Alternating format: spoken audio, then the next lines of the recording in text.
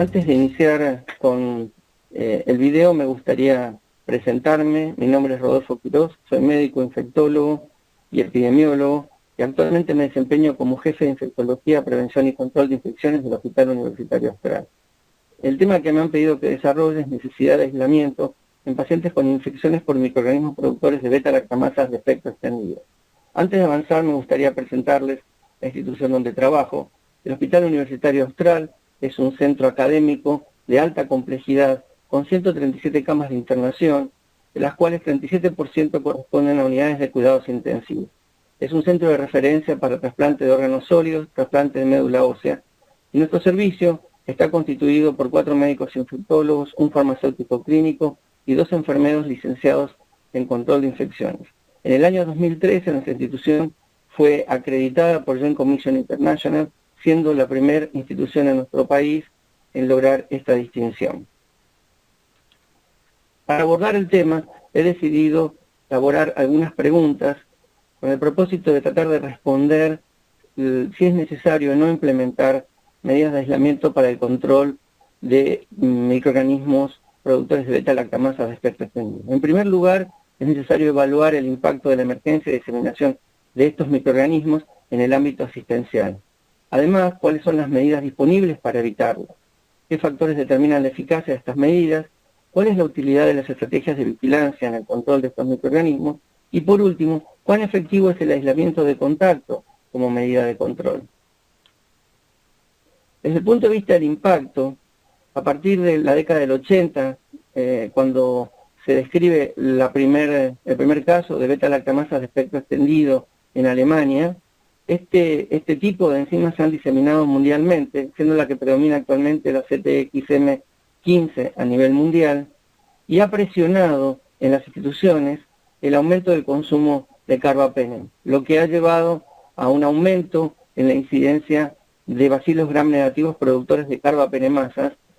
apareciendo la extrema resistencia como un problema emergente. El aumento del consumo de viejos antibióticos como colistina, fosfomicina y también de tigecyclina para tratar este tipo de microorganismos, nos está empujando hacia una situación hasta ahora desconocida, que es la situación de la panresistencia. Con respecto al impacto de las BLE en la atención de los pacientes, existen distintos trabajos que han evaluado esta situación. En general se considera que el riesgo ocurre por la ocurrencia de tratamientos empíricos inapropiados que llevan a una mayor mortalidad. A su vez, las escasas alternativas terapéuticas inducen a mayores costos y mayor tiempo de internación. Las estrategias que han implementado las distintas instituciones para prevenir la emergencia de transmisión de gérmenes multiresistentes se basan en programas de higiene de manos, políticas de aislamiento, políticas de limpieza ambiental y programas para la gestión de uso de antimicrobianos, los que deben estar adecuadamente articulados. Los factores que determinan la emergencia de transmisión de microorganismos multiresistentes son esencialmente dos. Uno es la fracción de resistencia atribuida al uso antimicrobiano y la otra es la fracción de resistencia atribuida a la transmisión persona a persona. Del balance de estos dos factores surge cuál es el mecanismo de control que uno debería implementar predominantemente. En un caso, la gestión del uso de antimicrobianos, en el otro, la implementación de medidas de aislamiento de contacto. Hay otros parámetros que también deben ser considerados a la hora de implementar medidas de control. Algunos dependen del microorganismo, como por ejemplo la tasa de detección, que es la capacidad de detectar colonización a través de cultivos de vigilancia, o bien la duración de la colonización, que es el tiempo en el que el paciente persiste como portador. Hay otro factor dependiente del entorno, como es la presión de la colonización, que es la probabilidad de adquirir un mecanismo multiresistente como consecuencia del nivel de prevalencia en el entorno asistencial. Se considera que a mayor tasa de estos factores, se justificaría o bien la implementación de vigilancia o bien la implementación de medidas de aislamiento. Con respecto a la utilidad de la vigilancia, existen estudios que han evaluado esta característica o esta estrategia. Uno de ellos es un estudio prospectivo a 18 meses entre el año 99 y el año 2000, cuyo objetivo fue determinar la utilidad de los hisopados de vigilancia al ingreso de los pacientes para prevenir la tasa de transmisión hospitalaria de bacilos gram negativos multiresistentes en ausencia de medidas específicas de aislamiento, solo utilizando precauciones estándares cuando eran requeridas.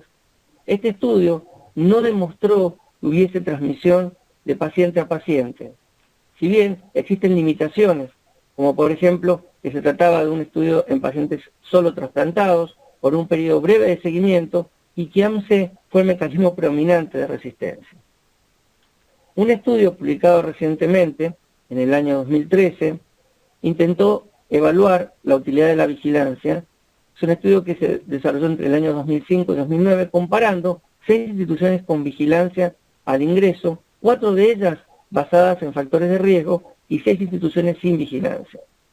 El objetivo fue evaluar si la vigilancia reducía la incidencia intrahospitalaria de infecciones por bacilos gram negativos productoras de BLE.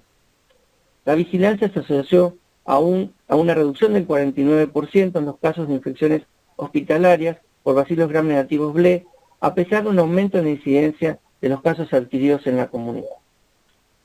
En estos gráficos podemos evaluar cómo fue el comportamiento de la incidencia en microorganismos derivados a la institución con respecto a la adquisición hospitalaria. En la figura 1 vemos que la incidencia de casos admitidos por bacilos gram negativos BLE en hospitales con y sin vigilancia fue la misma, con un aumento importante desde el año 2005 al 2009. Sin embargo, la incidencia de casos de adquisición hospitalaria fue significativamente diferente en los hospitales con vigilancia, que mantuvieron una tasa estable y muy por debajo de los hospitales que no contaban con programa de vigilancia. Existen argumentos en contra para la implementación de medidas de aislamiento de contacto. Algunos de ellos son la creciente endemicidad, que no justificaría la implementación de estas medidas, la existencia de policlonalidad,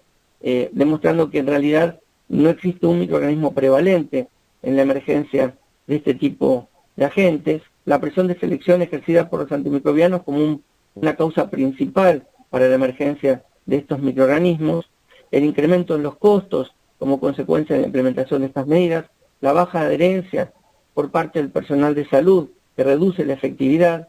y el impacto negativo en la atención de pacientes secundario a la implementación de medidas de aislamiento de contacto. Por el otro lado, existen argumentos a favor,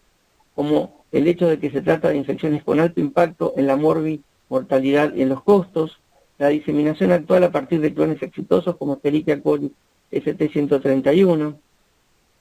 el hecho de que estas medidas han resultado ser efectivas tanto en situaciones de brote como fuera de ellos, un punto que ha sido debatido ampliamente. La implementación articulada de las medidas como una clave del éxito en distintos estudios, la escasez de recursos terapéuticos para controlar la emergencia y diseminación de este tipo de microorganismos debería ser una alternativa válida para controlarlos, y por último el control de la diseminación de estos microorganismos permitiría reducir la presión de multiresistencia en otras instituciones. Con respecto a los estudios en situaciones de brote, presenta un estudio de Laurent del año 2008, en el cual él evaluó en 4 unidades de cuidados intensivos, con 31 camas totales, las medidas para cortar el brote de Klebsiella pneumoniae productora de BLE en estas unidades. Evaluó el impacto de medidas de rutina y la aplicación de medidas de refuerzo para controlar el mismo. Las medidas de rutina fueron vigilancia semanal más aislamiento de contacto, con lo que el brote no pudo ser controlado, a lo que le agrega medidas complementarias, que fue pasar la vigilancia semanal a vigilancia diaria, cortización de pacientes, restricción del uso de antimicrobianos y refuerzo de la limpieza terminal de las habitaciones. Con estas medidas, los autores lograron reducir la tasa de eventos cada 1.010 pacientes de casi 12 eventos en el periodo de brote a aproximadamente 0,08 eventos en el periodo post-intervención. En situaciones de brotes existen estudios que han demostrado también la eficacia de estas medidas.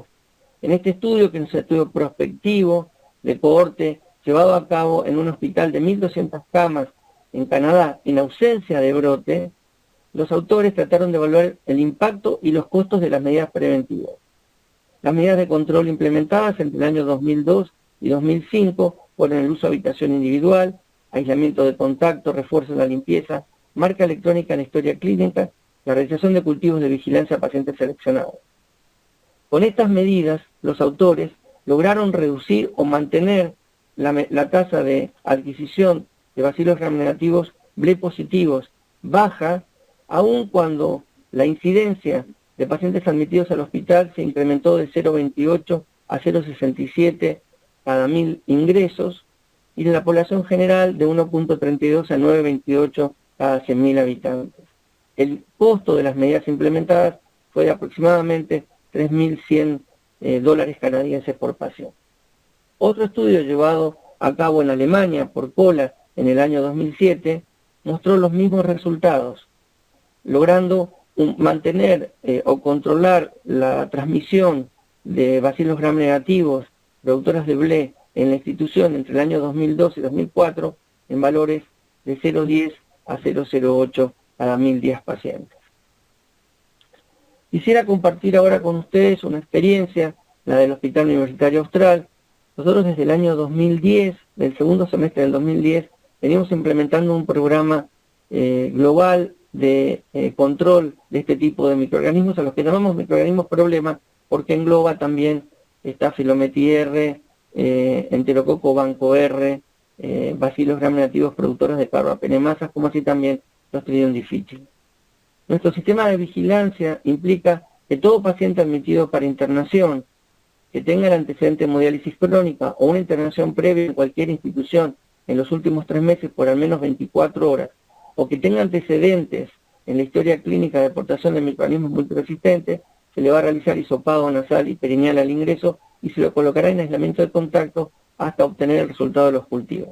Además, semanalmente, en la unidad de cuidados intensivos de adultos, se realiza hisopados de vigilancia a los pacientes internados, como así también cuando el paciente es derivado a la sala de internación general. Cuando se detecta un bacilo gram negativo multiresistente, sobre todo si existe riesgo de contaminación ambiental o contaminación del personal, se implementa o se continúa con las medidas de aislamiento, que consisten en el uso de guantes y camisolines. Se coloca la etiqueta en la historia clínica del paciente, o se mantiene hasta el alta, y se hisopa al ingreso. Concomitantemente, algunos estudios que demuestran que se puede realizar hisopados consecutivos y levantar el aislamiento con 3 hisopados negativos. Nosotros continuamos con esa política, pero tenemos la precaución de que cuando el paciente reinicia tratamiento antimicrobiano, implementamos medidas de control y tomamos hisopados de vigilancia para estar seguros de que el microorganismo no reaparezca.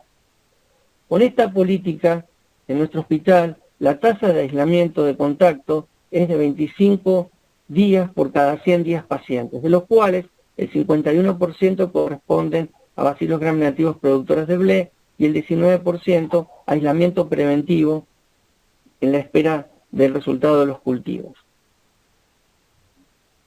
Cuando analizamos la evolución de las medidas preventivas implementadas, acompañando a la vigilancia, como es higiene de manos, aislamiento de contacto, limpieza del entorno, vemos que el porcentaje de adherencia ha ido incrementándose desde el año 2010 hasta el año 2013. De la misma manera, el consumo antimicrobiano, a partir de la gestión del uso de estos agentes en nuestro hospital, ha mostrado un descenso desde ese año hasta la actualidad.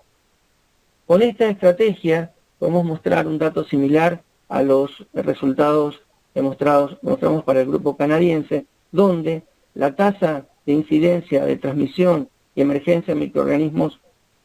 productores de BLE en nuestro hospital se mantiene casi estable, mientras hay un aumento progresivo casi exponencial en la tasa de incidencia de microorganismos BLE positivos derivados a nuestra institución.